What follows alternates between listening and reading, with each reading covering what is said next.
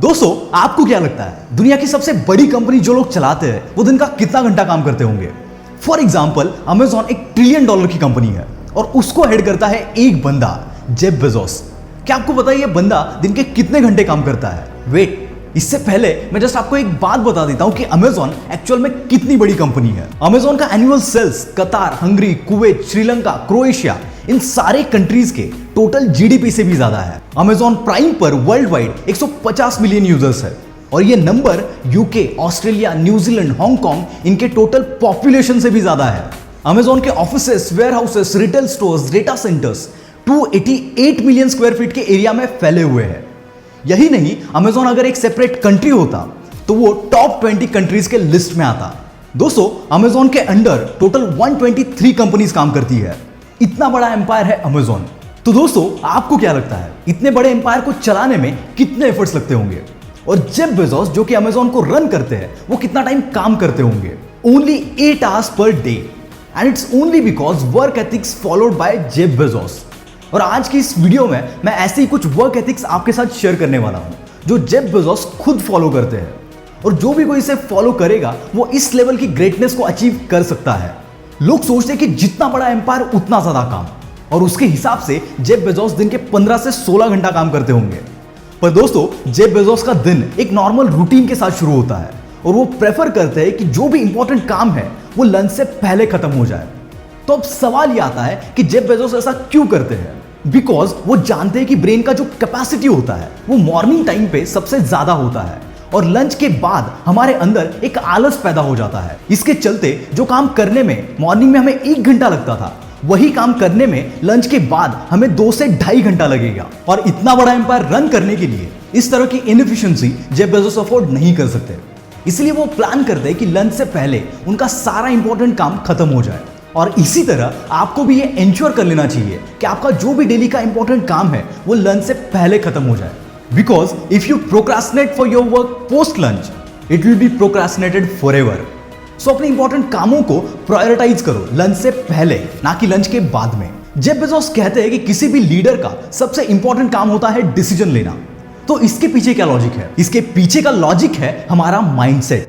दोस्तों, 2 टाइप के माइंडसेट होते हैं। पहला होता है मैनेजर्स माइंडसेट और दूसरा होता है वर्कर्स माइंडसेट। और हमारे अंदर ये दोनों माइंडसेट एक साथ काम करते हैं। कुछ जगहों पर हमारा मैनेजर्स माइंडसेट ज्यादा स्ट्रांग होता है तो कुछ जगहों पर हमारा वर्कर्स माइंडसेट ज्यादा स्ट्रांग होता है। But most of the time 99% लोग वर्कर्स माइंडसेट के साथ काम करते हैं और इसी माइंडसेट की वजह से वो अपने लाइफ में किसी एक्स्ट्राऑर्डिनरी सक्सेस को अचीव नहीं कर पाते। पर अब सवाल ये आता है कि ये वर्कर्स माइंडसेट क्या होता है और मैनेजर्स माइंडसेट क्या होता है? वर्कर्स माइंडसेट में बंदा अपने सक्सेस को अपनी मेहनत से जज करता है। यानी अगर हमने 12 घंटा काम किया तो हमने बहुत प्रोडक्टिव काम किया, ऐसा हम सोचते हैं। इस माइंडसेट को वर्कर्स माइंडसेट इसीलिए कहते हैं क्योंकि किसी भी फैक्ट्री में वर्कर्स की प्रोडक्टिविटी मेजर की जाती है वो कितना घंटा काम करते हैं इसके बेस पर। और इसका एकदम उल्टा होता है मैनेजर्स माइंडसेट। यहां पर आप कितना घंटा काम करते हो उससे ज्यादा आप कितना प्रोडक्टिव काम करते हो और उससे क्या आउटपुट निकल के आता है, इस बेस पर आपका सक्सेस मेजर होता है। For example, in managers mindset अगर कोई बंदा 15 घंटा काम कर रहा है और उसके बाद भी उसका पॉजिटिव रिजल्ट्स नहीं आ रहा है तो इतना काम करने के बावजूद वो फेल्यूर है। और अगर कोई बंदा 2 घंटा काम करके पॉजिटिव रिजल्ट्स ला रहा है तो वो सक्सेस है। और जेफ बेजोस हमेशा मैनेजर्स माइंडसेट से काम करते हैं। जेफ बेजोस बोलते हैं कि कोई भी बंदा एक दिन में केवल लिमिटेड नंबर ऑफ डिसीजंस ले सकता है और 2011 में ये बात साइंटिफिकली भी प्रूव हो चुकी है। And as a leader of such a big company वो इंश्योर करते हैं कि वो एक दिन में 3 से ज्यादा डिसीजन ना ले। एक रिसर्च में ये प्रूव हो चुका है कि मॉर्निंग टाइम में हमारा ब्रेन फुल कैपेसिटी के साथ काम करता है और ये कैपेसिटी लिमिटेड होती है। इसका मतलब ये नहीं कि इसके बाद आप कोई डिसीजन नहीं ले सकते, बट डिसीजन लेने के पीछे का जो थॉट प्रोसेस होता है वो बहुत कम हो जाता है और मैक्सिमम टाइम डिसीजन सही होगा या गलत, इसका सक्सेस आपके थॉट प्रोसेस पर ही डिपेंड होता है। और इसीलिए जेफ बेजोस अपने इंपॉर्टेंट डिसीजन मॉर्निंग टाइम में ही लेते हैं। इसका एकदम उल्टा जो लोग वर्कर्स माइंडसेट के साथ काम करते हैं वो अपने मॉर्निंग के फुल पावर कैपेसिटी को यूजलेस चीजों में वेस्ट कर देते हैं। जैसे कि आज ब्रेकफास्ट में मैं क्या खाऊं, क्या पहनूं, और जैसे ही हम वार्डरोब के सामने खड़े होकर खुद से ये सवाल पूछते हैं तो हम अपने ब्रेन के फुल पावर कैपेसिटी को एक यूजलेस डिसीजन में वेस्ट कर रहे होते हैं। और ये सिर्फ जेफ बेजोस नहीं बोलते, ये स्टीव जॉब्स भी बोलते थे, मार्क जुकरबर्ग और ओबामा भी बोलते हैं।